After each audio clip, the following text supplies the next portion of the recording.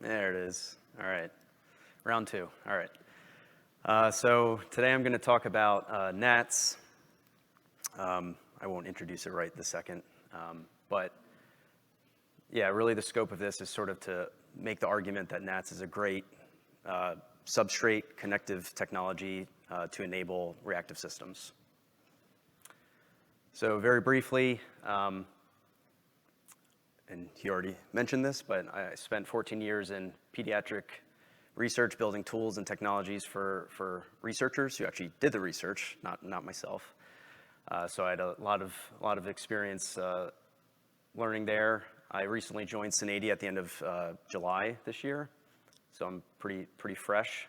But I was also a NATS user for 6+ years at my previous employer. So I had a lot of experience and kind of understanding of the community and how NATS worked. In the past year, I created the NATS weekly newsletter and a NATS by example website to sort of give back to the community and improve the available documentation and sort of get that going. So I was happy to join Synadia to further improve the content and the docs and so on and so forth. All right, so what is NATS? If you haven't seen Derek Collison's talk from 2 years ago at Reactive Summit, you should check that out if you haven't seen that. He goes a little bit deeper into what NATS is. He is the creator of NATS back in 2010. He created it as part of Cloud Foundry at the time, so he was the lead architect for Cloud Foundry. And NATS started out as a very straightforward sort of messaging pub/sub type of system. So he wanted messaging in Cloud Foundry, and that was sort of the basis of that. So some of the other kind of details that I think are worth calling out just because of the scope of what NATS is designed to do.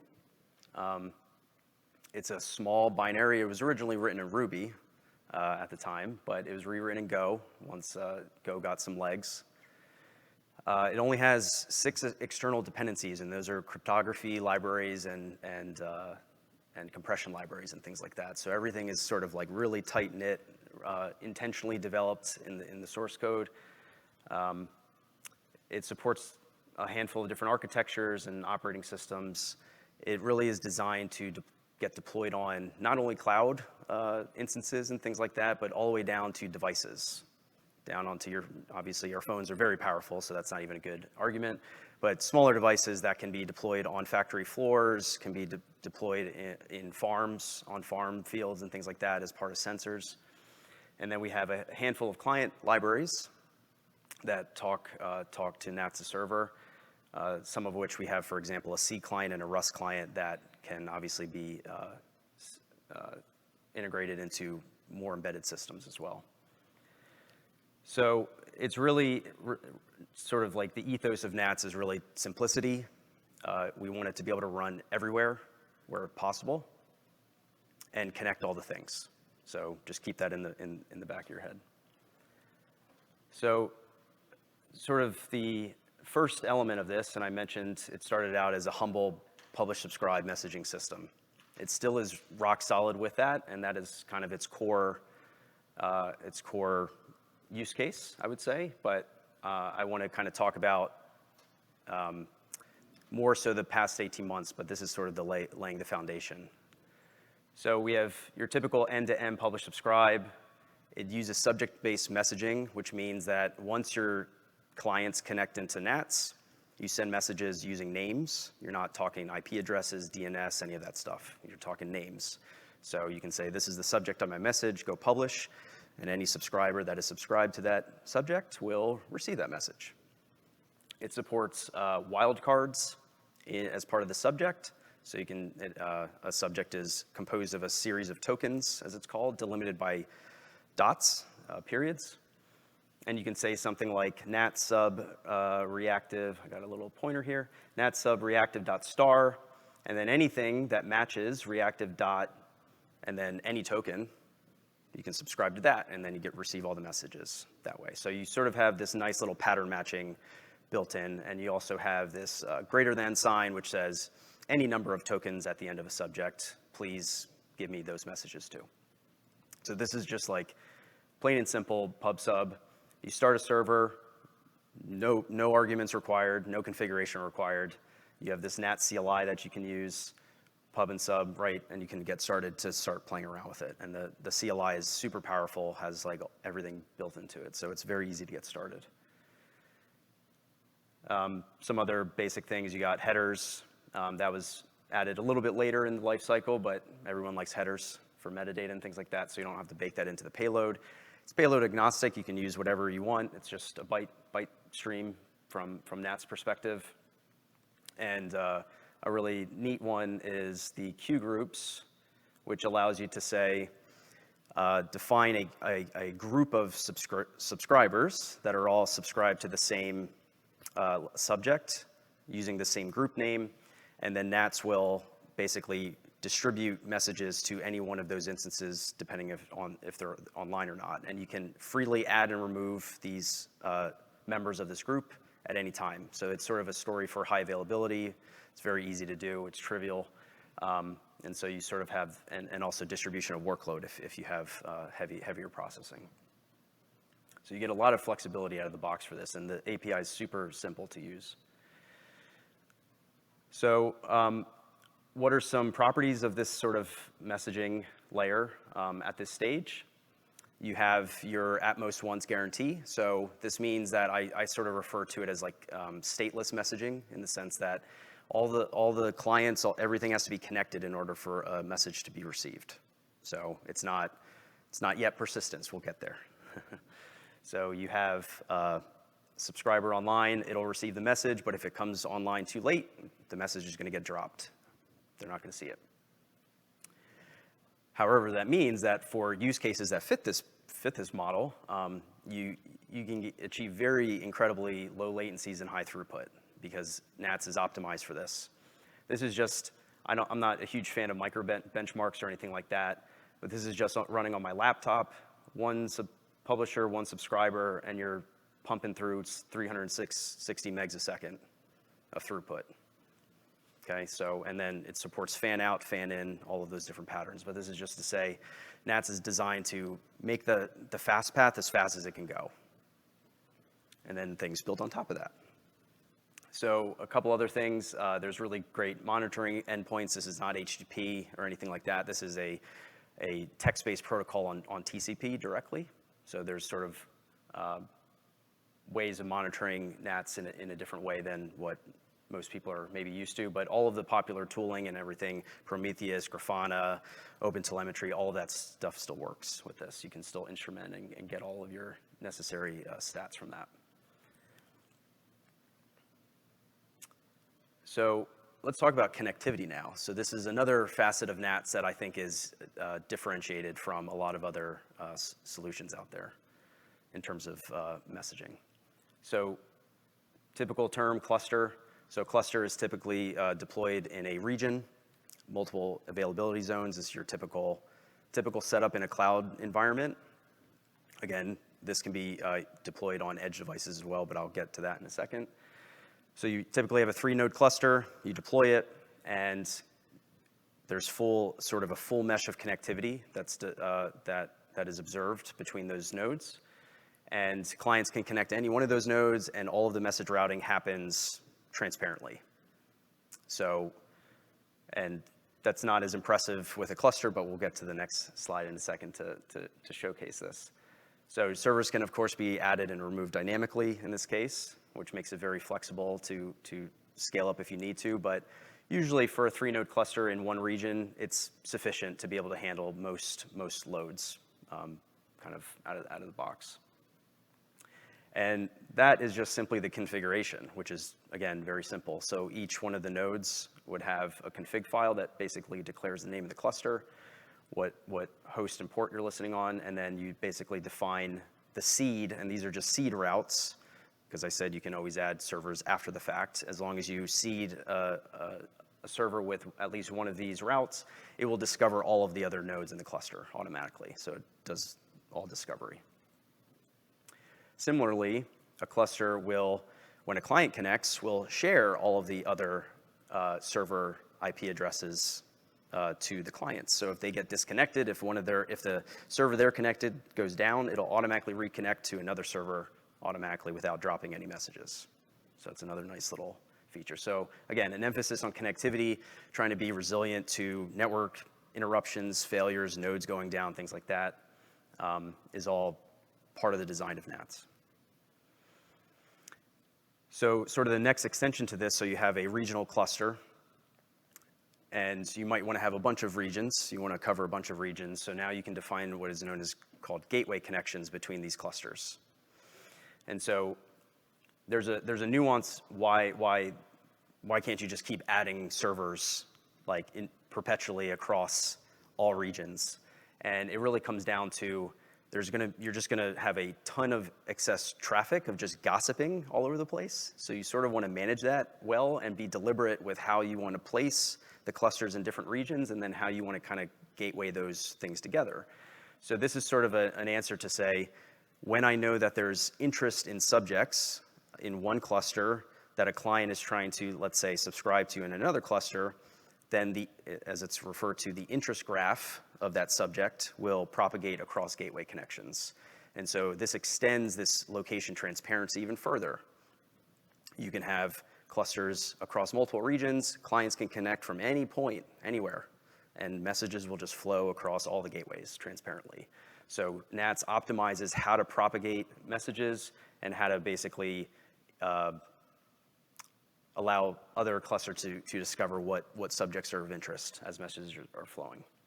So it's a pretty magical thing when you actually see it in action. So here's the I would say even more of a differentiator. This is kind of the most fun thing to show people, which is the leaf node. A leaf node is sort of, you can think of it as someone on our team refers to it as like your local router in your house, where it's like your own like little network in your little space, but it's connected back up to the internet. And so what this allows you to do is create this hub and spoke model.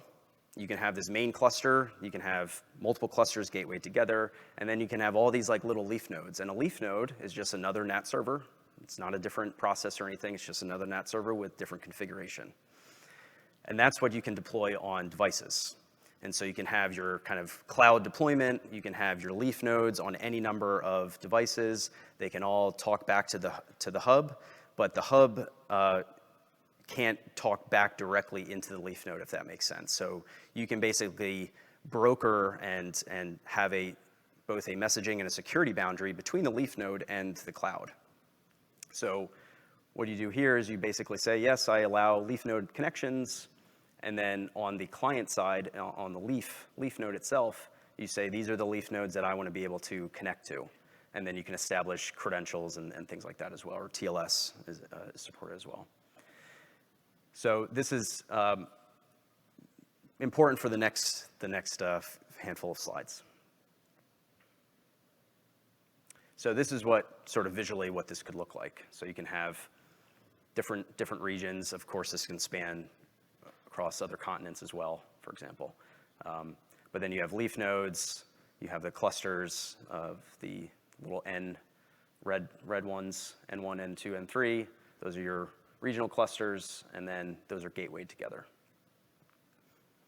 And then all the clients are connecting around that, so which is not depicted. All right, so I said, what is the state of NATS? So in the last 18 months, the team has introduced persistence to NATS. So building on this really great foundation of at most once delivery, now you have at least once delivery and support for exactly once semantics. And that is a very nuanced term, so I'm not going to belabor that here.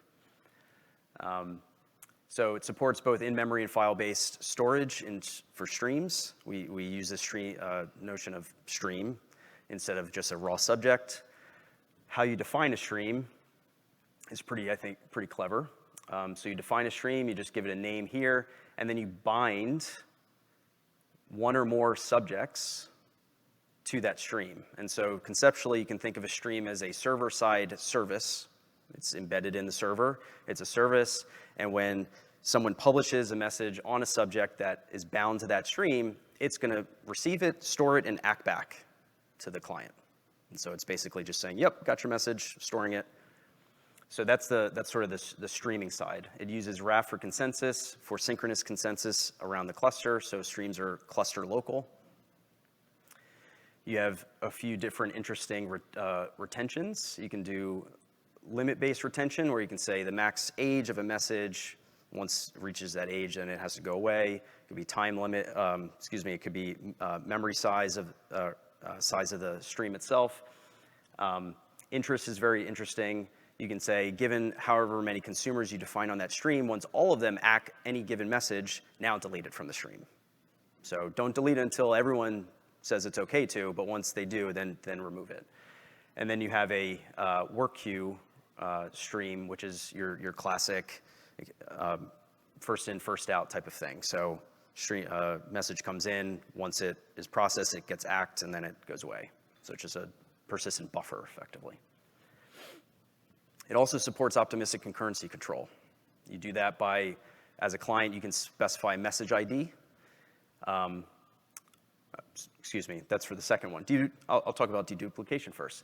Supports deduplication. You can specify a message ID, and if you happen to resend that message because you didn't get an act back, or your program crashed and it has to restart, it'll actually, as long as that message ID is unique for that message, NATS will say, okay, great, I'm just going to tell you that I acknowledged it, but I'm going to tell you it's also a duplicate, so we're not going to store it twice. So that happens within a defined window, deduplication window, by default is 2 minutes. So you can expand that. You have to realize that you're going to be increasing the amount of memory on the server because it kind of keeps track of it that way. But for most use cases, that's really robust in terms of handling network retries and things like that. And now optimistic concurrency control is neat. So once a message gets act back, it has a sequence ID that is, of course, unique. It's just an integer. And you can basically say, on the next publish, you can specify a sequence ID either at a stream level or a subject level. And if you specify that ID, NATS will say, sorry, another concurrent writer already put a message in here, so I'm going to reject you, so retry again. So that is, again, a fairly unique thing for streaming like this. And I wrote a couple blog posts actually of how you can build a whole event store for event sourcing use cases on top of that with this one little feature among a couple other things. But being able to ensure that you can get sort of sequential writes without concurrent access is really, really nice. So on the flip side of a stream, you have consumers. A consumer is, you define it on a stream. So I had an order stream, and now I have a consumer that is trying to filter down food orders, let's say. These are arbitrary examples, but bear with me. So recall that I had orders.star.star as the subject that the stream could accept messages for. With a consumer, you can also define a filter on the consumer itself. So you're not limited to saying, okay, this is a stream, these are all the messages in the stream, now I have to basically accept everything and then just drop whatever I don't need on the floor. You can do server-side filtering here based on, again, the pattern matching of tokens. And you can have any number of consumers. There's no concept of a native partition in a stream.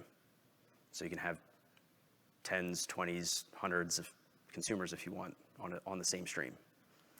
You can have a consumer group similar to a queue group that I mentioned for messaging. You can have a consumer group that basically says, here's a bunch of subscribers that are all getting messages delivered from this consumer.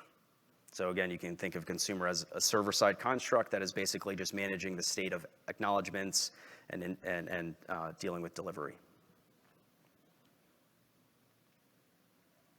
So given these primitives, you can build some more fun, interesting things on top. So one that has been very popular so far has been a key value store abstraction on top of a stream. So recall that you can have any number of subjects mapped to a stream. So sort of what you can get out of this is you can treat every subject as a key. okay? And so now you can just start saying, I have this key value store, and I say kv.put, and I specify a subject, and that gets mapped as the subject, or sorry, you have the key, and that gets mapped to the subject, and that actually gets written as a message. Whatever the value is the message value, and then you're basically publishing on that subject, which is the key.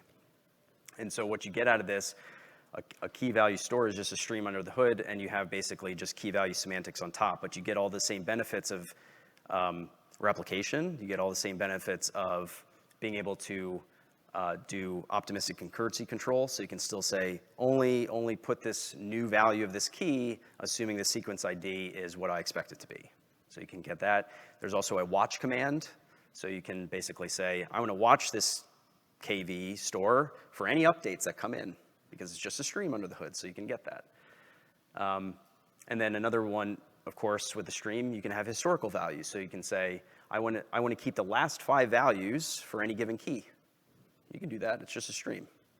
So it's been pretty interesting, and a lot of people have been, for simple use cases of Redis, because I love Redis. Redis is awesome, and it has tons of data structures. But for simple use cases of Redis, people are just swapping that out for this, because it's baked into NATS. It's has all the nice replication benefits built out of the box. Another interesting abstraction is object storage. And you're probably thinking, this is a terrible idea. Why would you throw big objects in a stream?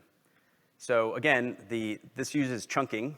So it doesn't actually store, obviously, a massive object as a value in a single message. It actually transparently chunks the message, or chunks the object up into many, many different messages. And again, you get the benefits of transparent replication. You can have a TTL as well. You can define, of course, max bucket size and whatnot, but you're able to sort of get all the benefits of distribution and transparent location transparency, because you still have that nice topology of clusters and gateways and leaf nodes that these object stores and key value stores can just get mirrored on any of these things, which kind of gets to that next point. So you have these primitives, you have streams, you have KVs built on top, you have object stores built on top. I mentioned they all support synchronous replication using Raft for obviously consistency and high availability within its cluster. But because we want to really satisfy edge use cases, and we want to really emphasize data locality, you can create mirrors of streams and key values and object stores anywhere. They're not bound to the same cluster that the origin stream is located. So a common use case is that you actually have edge devices that have a leaf node deployed, and you actually have the origin stream on the device, on the leaf node. And the nice thing about that is that you sort of have your local processing and whatnot, and if it gets disconnected from the cloud, it just keeps going. It doesn't care. And then when it reconnects, if you define a mirror in the cloud, it just synchronizes everything up. And so the use case there is that you can have a bunch of devices, you have mirrors in the cloud, you can aggregate all those mirrors. There's another type of stream called a sourcing stream, and you're able to define one or more streams that basically fan in to this bigger aggregate stream, and then you can do things with that. It has its own retention policy, has its own file storage. Every stream is kind of independent in that sense. Even with mirrors, you can define a different set of replicas. You can define the location where they actually get deployed, for example. And so you get a lot of flexibility with being able to move data around very easily, or define where you want the data to exist in the first place.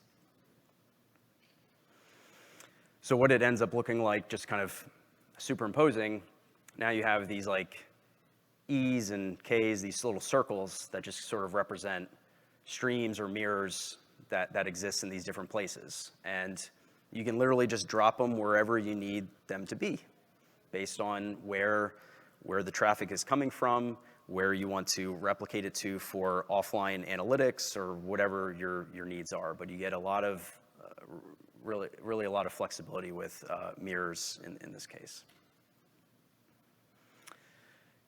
So sort of tying in some of the principles and patterns, reactive principles and patterns here too, I think NATS provides a lot of simplicity. It's designed to be inherently responsive, resilient, and elastic just because of the types of use cases that we want to be able to solve with sort of cloud, near edge, far edge type of use cases, things like that. You, of course, decouple space. That's with that whole location transparency. That's what NATS messaging did from day one. Now with persistence, you're also decoupling time because you don't have to have both publisher and subscriber on at the same time. Partitioning and localizing state. You can define any number of streams that map to any number of subjects. You can localize state by creating the origin stream on an edge device and then mirroring somewhere else, or you can rely on mirrors to be able to localize state somewhere else. So you have flexibility on how you prefer to kind of place these streams. And similarly, tailoring consistency, you have optimistic concurrency control. You can choose to consume messages in parallel if that makes sense. You don't need strict ordering. There's other ways to achieve that, but if you don't need strict ordering out of the box, you just say, I just need to work through all of these messages. You can do that. And then promoting autonomy and isolation. And again, this goes back to really wanting to satisfy the edge use case, really wanting to satisfy the data locality use case where you can run a NAT server on a very, very small device, and you can have local subscribers and publishers and streams and things like that, and it can work as its own little unit, and it can communicate out or mirror out messages or streams as it needs to. So if this sounded interesting to you, there was no demos today, but we're hosting, Synadia is hosting a free virtual event on November 10th. You can sign up, there's a link at the bottom, and we're gonna be going through a whole bunch of good demos, showcasing a lot of these things, and then a handful of little lightning talks to show some more interesting future advancements that we might be getting into as well. And a whole bunch of resources. So there's a bunch of NATS links, there's Synadia's website, Twitter account, and then a couple personal things. So that's it. Thank you very much.